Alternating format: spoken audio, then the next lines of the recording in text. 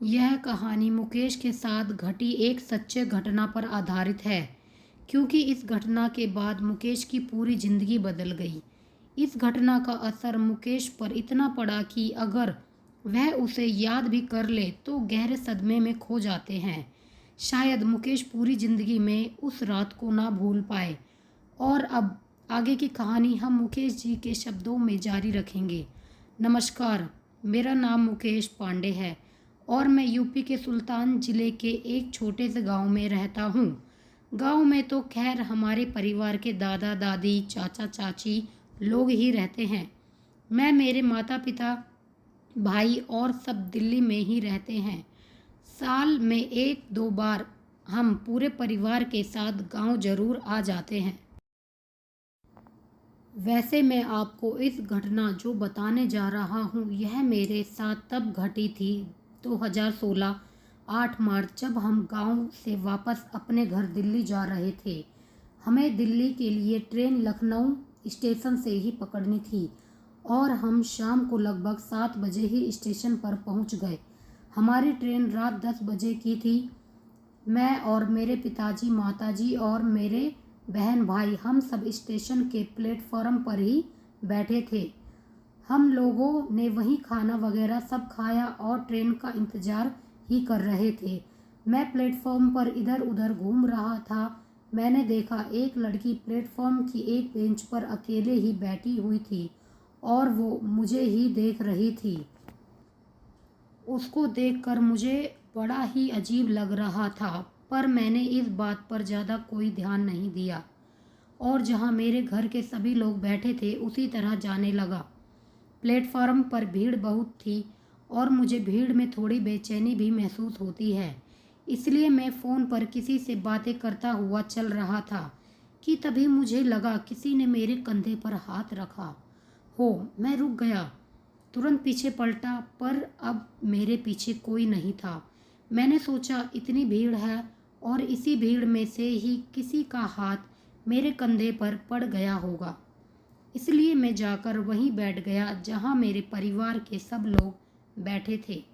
और थोड़ी देर में हमारी ट्रेन भी आ गई जिसमें हमें बैठकर दिल्ली जाना था। और ट्रेन आते ही पूरे स्टेशन पर भागा दौड़ी मच गई ट्रेन में बैठने के लिए, और ट्रेन में भी भारी संख्या के लोग नीचे उतर रहे थे। हम भी भागकर जनरल डब्बा ही ढूंढ रहे थे। जैसे तैसे मैं अपने परिवार के लोग उसमें घुस तो गए, पर हमने अंदर देखा। अंदर बैठने तो क्या, कहीं पर रखने की भी जगह नहीं थी। इतनी बुरी हालात थी पर जनरल बोगी में, और मुझे बहुत अजीब सा महसूस हो रहा था भीड़ की वजह से। लेकिन मेरे पिताजी ने कहा जब ट्रेन चलेगी तो रास्ते में थोड़ी दूर जाते ही सीट मिल जाएगी बैठने के लिए, और ऐसा ही हुआ। थोड़ी देर में 2 स्टेशन के बाद हम सभी सीट पर बैठ गए और लगभग 12 या 12:30 बजे करीबन ट्रेन में अच्छी शांति हो गई और मैं भी थोड़ी में जाकर ऊपर की सीट पर बैठ गया। लेकिन मेरी आंख 2 या 2:30 बजे खुली तो मैंने देखा बोगी में लगभग सभी लोग सो रहे थे। मैं ऊपर वाली सीट के नीचे उतर गया और देखा मेरे माता पिता और भाई बहन लोग भी सब सो रहे थे। मैं बाथरूम करने के लिए वॉशरूम की तरफ गया। तभी मैंने बाहर की ओर देखा तो ट्रेन किसी स्टेशन पर रुकी हुई थी और स्टेशन पर काफ़ी हलचल भी थी और लोग इधर उधर चल रहे थे और बाहर हवा भी बहुत अच्छी चल रही थी। इसलिए मैंने सोचा जब ट्रेन रुकी हुई है थोड़ी देर बाहर घूम लेता हूँ। पर मेरी नज़र अचानक एक लड़की पर पड़ी जो दरवाजे पर खड़ी थी, और वो लड़की वही लड़की थी जिसे मैंने लखनऊ स्टेशन पर देखा था। लेकिन मैं उसे इग्नोर करते हुए नीचे उतर गया। स्टेशन पर थोड़ा आगे ही गया था तभी मैंने देखा कि वो लड़की मेरे पीछे पीछे चल रही थी, लेकिन मेरी हिम्मत नहीं हो पा रही थी कि मैं उसे टोकूं। लेकिन थोड़ी देर में वही मुझे आवाज़ देती हुई बोली, सुनो ज़रा रुको। तो मैं पीछे पलटते हुए बोला, जी। उस लड़की ने अपनी बात जारी रखते हुए कहा, आप भी इसी ट्रेन से जा रहे हो क्या? वो मुझे ना इसी स्टेशन पर उतरना था और मुझे स्टेशन के बाहर अकेले जाने में डर सा लग रहा है। तो क्या आप मुझे बाहर तक छोड़ दोगे? उसकी बात सुनकर मैंने कहा, मुझे तो इसी ट्रेन में जाना है, पर मैंने देखा था ट्रेन से बहुत सारे लोग नीचे उतरकर स्टेशन पर घूम रहे थे, तो मैंने सोचा ट्रेन यहाँ थोड़ा देर रुकेगी, इसलिए मैंने कहा हाँ छोड़ दूंगा। इतना बोलकर हम स्टेशन से बाहर की ओर जाने लगे। लेकिन सच बताऊं तो मुझे भी उस स्टेशन पर डर लग रहा था। फिर भी मैंने उस लड़की को बाहर तक छोड़ने चला गया। मैं यह भी सोच रहा था चलो इसी बहाने इससे दोस्ती भी हो जाएगी, क्योंकि इसको मैंने लखनऊ स्टेशन पर भी देखा था। तभी से यह मुझे अच्छी भी लग रही थी। मैं आगे आगे चल रहा था, वो मेरे पीछे पीछे। हम थोड़ा सा ही आगे गए होंगे तभी उस लड़की ने मेरे कंधे पर हाथ रख दिया।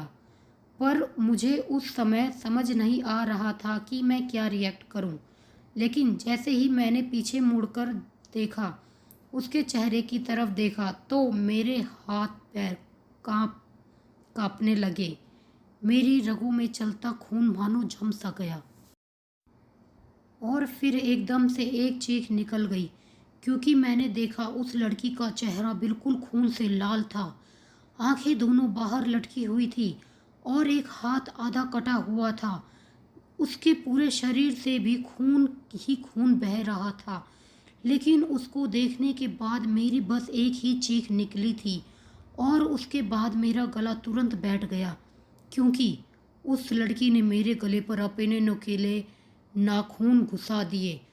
और मैंने देखा तो स्टेशन जहां अभी इतनी चहल पहल थी और लोग इधर उधर चल रहे थे, अब वो सब जैसे गायब हो गए। अब स्टेशन बिल्कुल सुनसान हो गया था। चारों तरफ सिर्फ अंधेरा ही अंधेरा था। मैं अपने घुटनों के बल नीचे बैठ गया और वह धीरे धीरे मेरा गला दाबने लगी। मेरी सांसें अब उखड़ने लगी थी। मेरा चेहरा भी पसीने से तरबदर हो गया। मुझे लगा था अब इसी पल मेरी जान निकल जाएगी।